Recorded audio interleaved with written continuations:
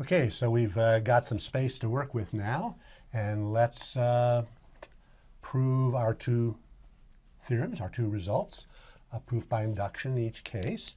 And so I'm actually going to start with the second example, because even though the first example seems more obvious and really simple, that the sum of a bunch of even integers is an even integer, it turns out that actually that proof of that is a little tricky, and the second one is actually, if anything, more straightforward, even though it's far less obvious, less obviously true.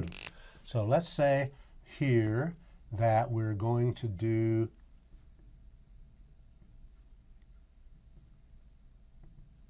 theorem for all natural numbers. It is the case that the sum k equals 1 to n of k is n plus 1 over 2. Okay, so let's do our proof. And here we will do, let's do the initial step first. As I said, we could do either one first, but we'll start with the initial step. And so I'm going to do, for n equals 1, this just says the sum of one integer, number 1, because it's the first integer, is 1 plus 2 over 2, which is 1. So actually, this is true. This is true for n equals 1. And so this would work for n bar equals 1. Let's actually just point that out, okay? So let's just say n equals 1. Say n bar. N bar equals 1. We do know that the sum k equals 1 to 1 of k is 1, and that actually is equal to 1 times 2 over 2, 1 times 2 over 2, which is 1. So we actually have done the initial step for n bar equals 1. We could have done it for 2. We actually could have done it for 3. We could have done it for any particular one, but we need to do this for every n, so we need to do the inductive step. So the inductive step, we want to prove that Sn implies Sn plus 1. So we know from what we did when we were working with truth tables and how to prove that implications hold, that implications are true, we have to assume the antecedent and work with that, draw implications from that to ultimately prove that the consequent is true. So we want to assume Sn. That is, we want to assume this. We want to assume that the sum k equals 1 to n of k's is equal to n plus 1 over 2. Now, you might say, wait a minute, this is what we want to prove. So if we're going to assume this, we're assuming what we want to prove. It can't be right. Or you might say that we just proved it. There it is. That's what we want to prove, and there it is. Well, both of those ways of thinking are wrong, okay? What we need to prove is that for every n, this is true. All I've said is, let's assume for some n, some particular n, whatever n we might have, assume that this is true. We need to prove from that that it's true for the next n, right? So we assume Sn, and we want to prove Sn plus 1, which is so we'll need a little more room down here, that the sum from k equals 1 to n plus 1 of k. And now I have to be a little careful on the right-hand side, because now n plus 1 is playing the role of n in the statement Sn, right? In fact, let's even point out that it's just this that's Sn, not the whole thing, just this part here. So what's playing the role of n here is n plus 1. And what's playing the role of n plus 1 is n plus 2. So I need to put in n plus 1 playing the role of n, and n plus 2 playing the role of n plus 1 divided by 2. So that's what we need to prove to establish our inductive step. So to prove Sn plus 1, well, what we have is this. So let's note that the sum k equals 1 to n plus 1 of k is actually the sum k equals 1 to n of k plus n plus 1. Let's put it in parentheses just to set it off. So we have this. And of course, this is equal to n times n plus 1 over 2, because that is Sn. Sn is this statement here, and we've assumed Sn. So we're assuming that this is n times n plus 1 over 2. So that is n plus 1 over 2 plus n plus 1. But I'm going to actually write this as 2n plus 1 over 2 so that I have the same denominator here in both terms of the sum. And so this is 2n plus 1 over 2. Okay.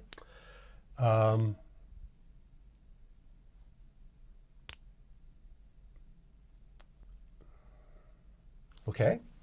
And so notice that I can gather the numerators together, and I have n plus 1 in both cases, n plus 2. So this is equal to n plus 1 times n plus 2 over 2, and that's the thing that we want to prove. So we are done, because by the principle of induction, then this is actually true for every, well, let's actually say it here, this is true for every n. So let's just say here, by the principle of induction, Sn is true for every n, at least as big as n bar, which is every n, because we started with n equals 1. So that is the proof. That completes the proof. We did the initial step, just did this for n equals 1. We did the inductive step. We proved that if Sn is true, we assumed Sn, then Sn plus 1 is true. We proved Sn plus 1. And that actually gave us what we needed to do. So we ended up with the sum of the first n plus 1 natural numbers is n plus 1 over n times n plus 2 over 2, which is the thing that we needed to prove. In fact, let's actually note that it says prove Sn plus 1, but let's actually write this down here too. This is Sn plus 1, and this is Sn. I mean, it says it over here, but I want to make it clear over here. Okay, so that is straightforward, pretty simple proof of this not so obvious fact here. I don't think the layman, the person in the street who doesn't know a fair amount of mathematics, isn't going to be able to tell you that this is the case. This is not an obvious fact. So what we'll do now is we'll take this off and we'll prove, we'll give a proof of our other example, our other theorem. That's a theorem that kind of is obvious. I think the man on the street, even the kid on the street, would probably be able to tell you if you add a bunch of even numbers, you're going to end up with an even number. So that's what we'll do next. We'll actually give a proof of that. Okay, so we'll take this off and then we'll come back and do that. Okay, so now we got some more space to work with again, and we will prove our second theorem. Actually, it's the first example we had. So let's write that down. So we have here as a theorem for every n in n. Let's write this down here.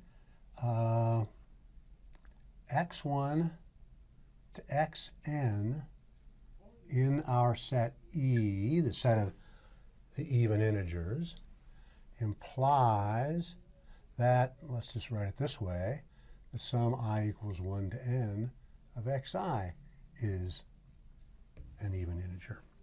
So again, in words, we had it in words up here to start with. Just says that you add up any number of even integers, you get back an even integer. A bunch of even numbers, get back an even number. That's something that so elementary, probably when most people, when they're 4 or 5 years old, begin to realize if you add up a couple of even numbers, you get back an even number. And maybe by the time you're 8 or 9, 10 years old, you kind of start to realize, if you add up any number of even numbers, you still get an even number. So it's pretty obvious. And actually, the thinking behind that second statement where, if you add up a whole bunch of even numbers, you still get an even number. The thinking behind that, even at maybe the age of 8 or 9, is really like a proof by induction. So let's actually prove this. And again, even though this is the more obvious, intuitive result, more so than the one about the sum of the first n natural numbers, the proof of it is a little less obvious or a little more subtle than that other proof. So let's get into the proof. Let's do our first step, the initial step, and that is we need to prove that Sn is true. Well, let's see. What is Sn? Sn is this whole thing here.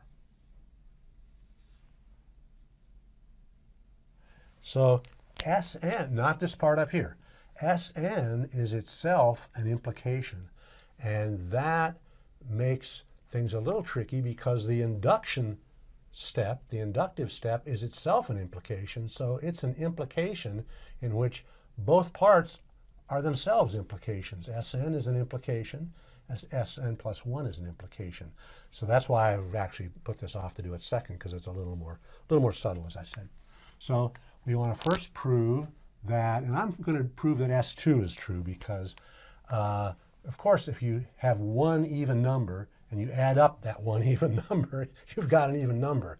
So S1 is true, but let's actually do this for, let's prove that S2 is true, okay? So let's prove that S2, in fact, let me write it back the way we did before, and that is that what we want to do here is prove S2. So we want to prove that if x1 and x2 are even, then x1 plus x2 is an even integer. Okay? Well, so in general, I don't really have to assume one thing and then prove another thing in the initial step, because in general, the initial step isn't itself an implication, but here it is. Here, Sn bar, S2 is itself an implication, so what I need to do is assume the antecedent. We know that's how we go about proving that implications hold. So I assume the antecedent. I assume x1 and x2 are both in E, and I want to prove that the consequent is true. So this is that x1 equals 2, let's say, k1, and x2 equals 2 k2 for some k1, k2 in Z. So what it means to be an even integer, to be in the set E, you'll recall, is that a number is in E if it's twice some integer. So if this is in E, it's 2 times some integer. If this is in E, it's 2 times some integer. And so from that, we have that x1 plus x2 equals 2k1 plus 2k2. And of course, that's equal to 2k1 plus k2. Here, x1 plus x2 is this. That's just adding up the left-hand sides and adding up the right-hand sides. This is true by the distributive law. Wouldn't normally have to write all this out, but I'm just trying to make sure that we understand what's happening at each of the steps. So this is the distributive law for real numbers, or if you like, the distributive law for integers, that when we have a product and a sum, that we can distribute them this way. And of course, if k1 and k2 are both integers, then k1 plus k2 is an integer.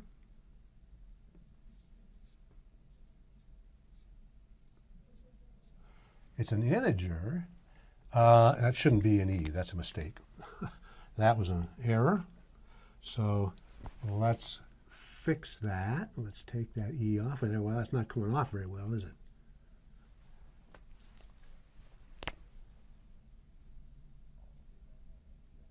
So k1 and k2 are both integers, and we know that the set of integers is closed under addition. So meaning that if we add any two integers, what we get back is also an integer, and that's how we know that this is in the set of integers. This is an integer. So I have x1 plus x2 is 2 times an integer, so therefore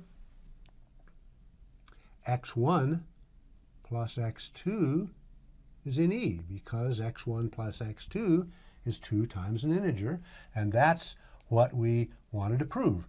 We assumed the antecedent, and we want to prove the consequent. x1 plus x2 is an E, and that's what we did. So we've completed the initial step, and so now let's do the inductive step. So for the inductive step, prove that Sn implies Sn plus 1. Okay? And so we need to assume Sn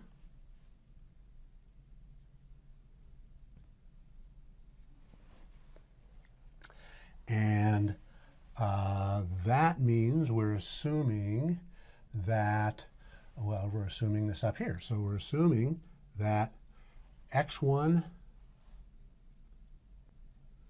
to xn in E implies that the sum I equals 1 to n of xn is in E. And you know, I don't really like the way some of this is coming out. So what I'm going to do is I'm going to change another color that's close to this one, but not the same.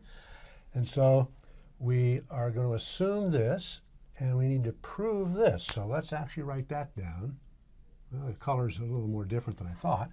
We're going to prove Sn plus 1, which is x1 to xn plus 1 in E, implies, let's put this over here, sum from I equals 1 to n of xi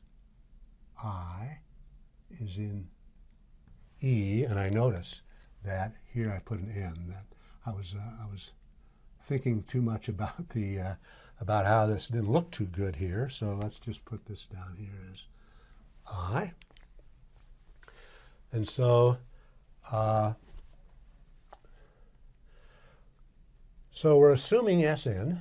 So we're assuming that this implication holds, and we want to prove this. So since this is what we want to prove, we have to not only assume Sn, but since we want to prove this implication here, we have to assume the antecedent of the implication and prove the consequent.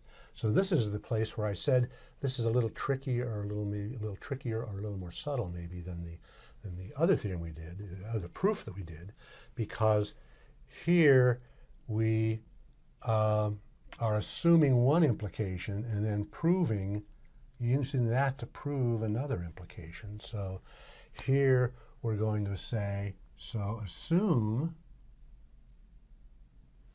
that x1 to xn plus 1 are all in E. And then we need to prove this. So let's just put in here, prove this consequent. Okay? So since we've got x1 to xn plus 1 in E, we have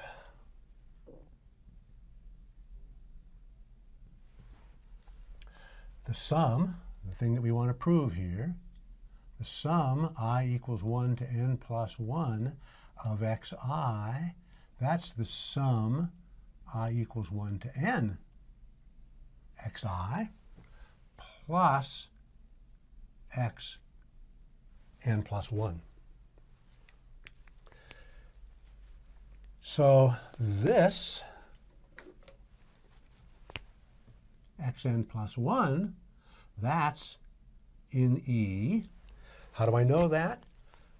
Because we have assumed that x1 to xn plus 1 are all in E, and in particular xn plus 1 is in E. Now what about this term here? This is in E, and why do I know this is in E? Because x1 to xn, the first n of these, are in E. We're assuming that. And we're also assuming Sn, the induction hypothesis. In fact, let me write that down here, that this whole thing is the induction hypothesis in this induction proof. Sn, and we're proving Sn plus 1. So we've assumed that x1 to xn in particular are in E, and we've assumed that if they're all in E, then this is in E. So that means that not only is this in E, but this is also in E by the induction hypothesis. So now we have the sum of just two terms. Both numbers are in E.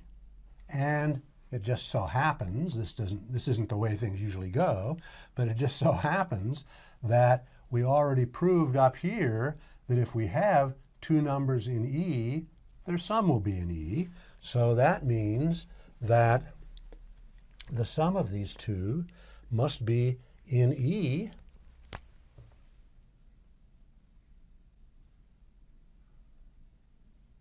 in this case, by what we did in 1. That's, again, things aren't always going to work quite exactly that way, but they do sometimes.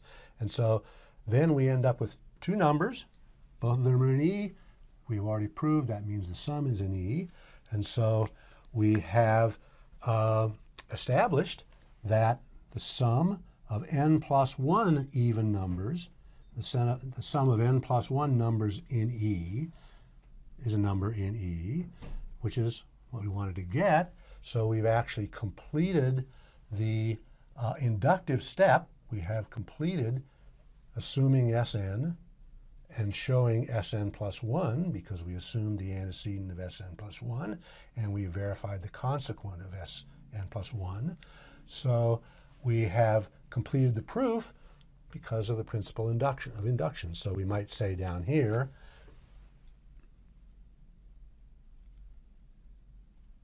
by the principle of induction again, we do indeed have that for all n, Sn is true. That's it. So there we have two relatively elementary, relatively straightforward theorems, propositions, about something being true for every n, and two pretty straightforward induction proofs to verify that the statements that we're working with are actually true for every n. And so that's a pretty good introduction to proof by induction. And that's really it for today. That's it. So see you all next time.